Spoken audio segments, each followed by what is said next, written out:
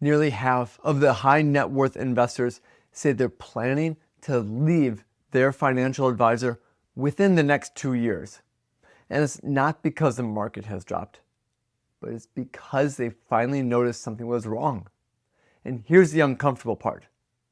Wealth management is something you can't really test drive. If there's a hole in your estate plan, you won't be the one who finds it. Your family will, after you're gone, when it's too late to fix. If your asset protection strategy doesn't actually hold up, you'll be finding that out the day someone sues you and wins anyways. So the single most important decision you'll make about your family's financial future probably isn't a stock pick or a fund or a strategy. It's who you trust to make the decisions you can't take back. I'm Nathan Crampy and I run Lions Wealth Management, and I've spent my career on the other side of this exact decision, sitting across the table from business owners and families who are trying to figure out who deserves that trust. And over the years, I've seen what actually separates the wealth managers who protect and grow a family's wealth from the ones who just sound like they will. So, how do you actually evaluate someone before you hand them your financial life? There are 3 things worth checking out. And in this order, and in my experience, almost nobody checks at all.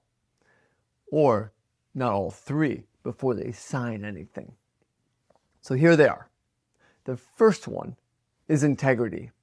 Because if this one is broken, nothing else on the list matters.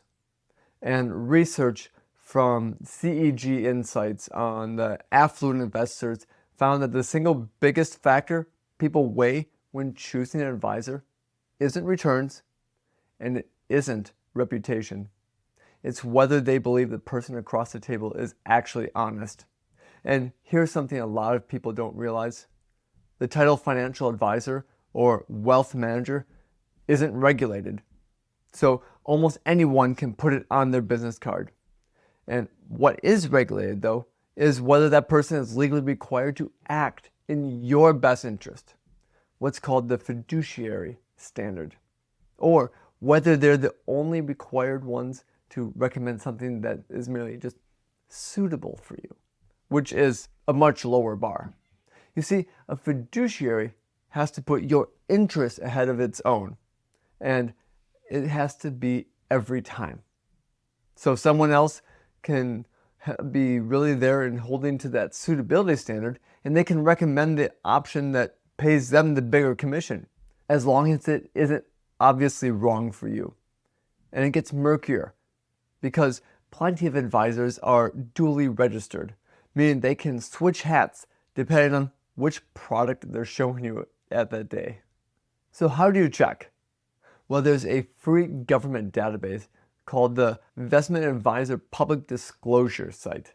And you can search anyone's name in about 30 seconds. And it shows their registration status, any disciplinary history, and many other things. And brokers have a similar tool called the broker check.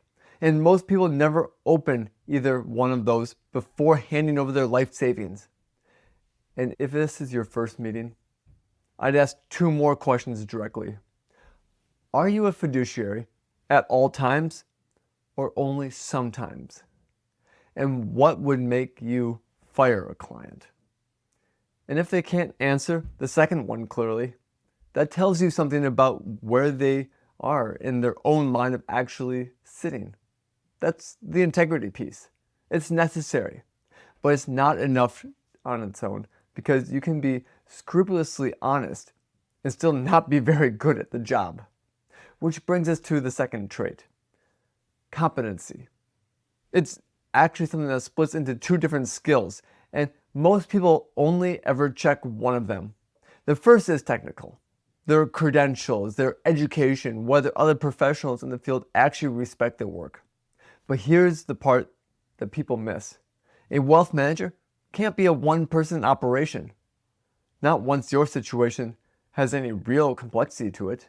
At some point, you'll need a tax specialist, an estate attorney, maybe someone who understands a business succession. So ask who's on their team, why they chose those people specifically, and how everyone actually gets paid. Because the last part matters more than most people realize. The second half of the competency isn't really the credentials at all. It's whether they can build a genuine relationship with you.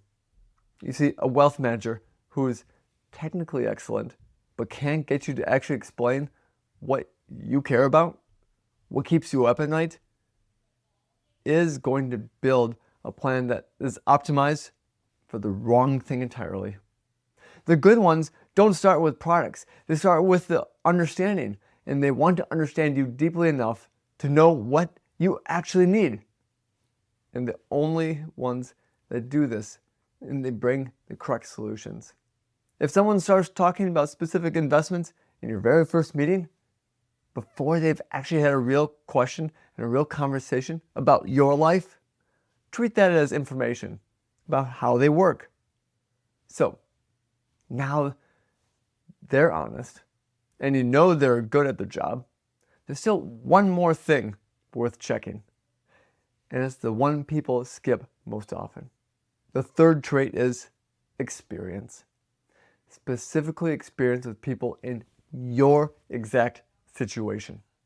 You see, a wealth manager who spent 20 years working with corporate executives isn't automatically equipped to handle what a business owner deals with. And I work with business owners, and I've worked with them, and specifically one a few years ago, who had been in the same advisor for over a decade, and genuinely honest guy, genuinely competent, but the advisor had never actually walked a client through selling a business before. And when it came time to think through the exit, there was no plan for the liquidity event, no tax strategy, nothing coordinated with his attorney. And it all had to get built from scratch, under time pressure, during one of the most consequential financial events of his life. And the honest and competent one got him most of the way there, but it was missing the experience that cost him. You see, entrepreneurs have their own tax questions, their own liquidity problems, their own succession timelines, and someone who hasn't lived in that world day to day is going to miss the things that someone who hasn't would. So, ask directly, what percentage of your clients are in a situation like mine? Why do you like working with people like me? And give them specifics. Well, how do you typically work alongside other professionals? I already trust my CPA, my attorney, and many others, and that's where the professional can really come back, and the answers they say will tell you really faster than anything else, whether they're talking to someone with real specific experience or someone who's simply willing to take you on as a client. But before you make this decision, let me flag two mistakes that I see careful, smart people make consistently. The first one here is that they get a great referral from a friend. They feel reassured that one good meeting is there, and they skip the background check entirely because it feels rude to verify that someone that their friend vouched for is there. But do it anyways because it takes about 5 minutes and it's completely free. And it's a good advisor. They're never going to be offended that you checked. The second mistake, and it really surprises people, that they assume that because someone has an impressive title, a senior wealth advisor, private wealth manager, managing director, the titles alone mean they're a fiduciary. And it doesn't. You see, the titles are marketing. Registration status is the only thing that actually matters. And no one's going to volunteer it. You have to ask directly. And the one more thing here is smaller but worth naming. If a specific product comes up in your very first meeting, before anyone's asked real questions about your goals of your family and your business, treat that as information. Because Real planning starts with the questions. Selling starts with a product. So here's what I'd do, and specifically this week. Go run the free check on the IAPD website on anyone you're currently considering, or honestly considering anyone you're currently working with as well, and especially if they come from a referral that you trust completely.